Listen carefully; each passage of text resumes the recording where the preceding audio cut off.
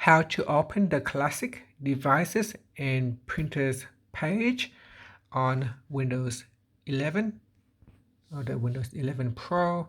So first, what you want to do is go to your Windows icon down here at the bottom and click on it.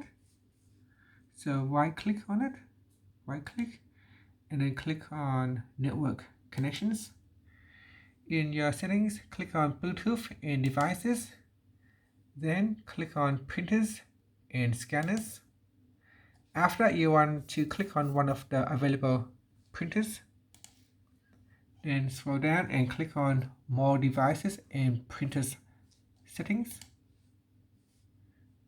And at the top here, you can see it will show devices and printers, and this is the classic page where you can view your shared printers and other devices. And that's it. Thank you for watching this video. Please like and subscribe to my channel for more videos.